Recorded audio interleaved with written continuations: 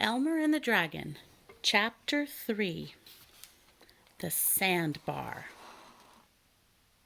Remember the map at the beginning of the book?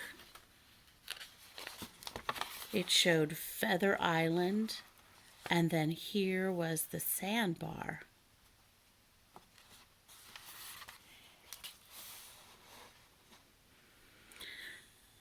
The fog rolled along the sandbar and out over the water, and suddenly Elmer shouted, "There, behind you!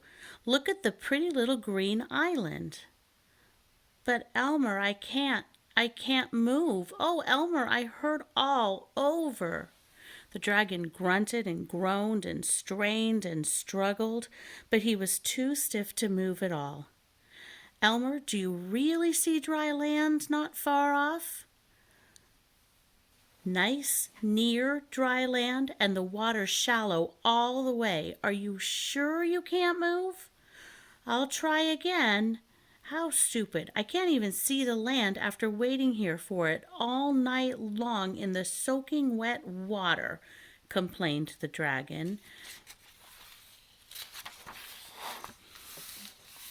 glaring at the miles of ocean before him, which was all he could see. Elmer walked around to the dragon's head and pretended not to notice that he was crying. "Elmer, I guess I'm not much of a dragon. A little storm comes along and forces me down, and I stand in a little water for a little while, and it makes me so stiff that I can't move a single muscle."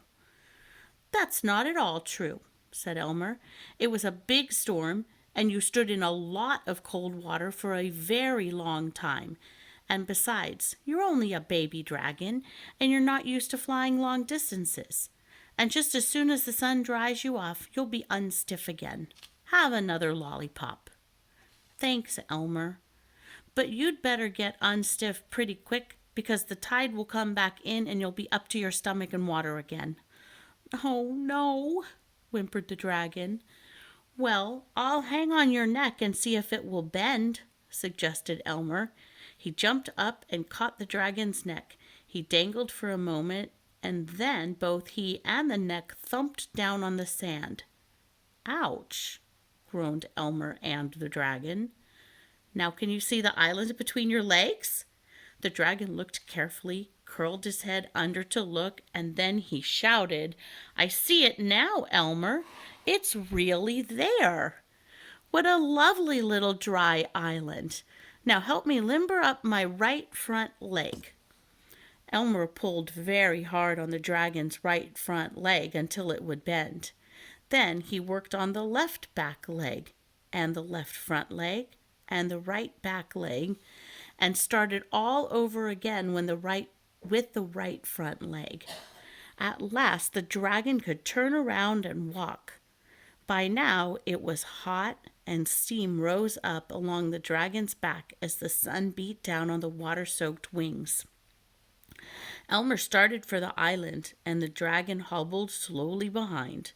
They went along to the sandbar as far as they could, and then waded into the shallow water.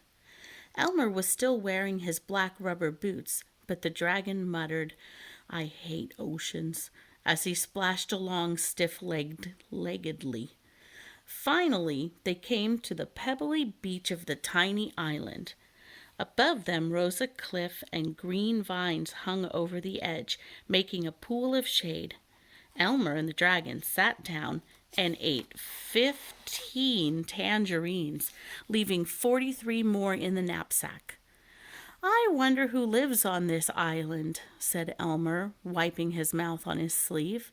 "I think that's a path over there. Come on, let's go exploring." "I'm afraid I'll have to rest a while longer," said the dragons. "My wings are still wet and heavy, and I'm awfully hungry. Tangerine peels don't really fill me up, and I'm terribly thirsty, and maybe I'm going to faint." "Then you rest here in the shade while I go to look for food and water," said Elmer, as he picked up his knapsack and went off to follow the little path.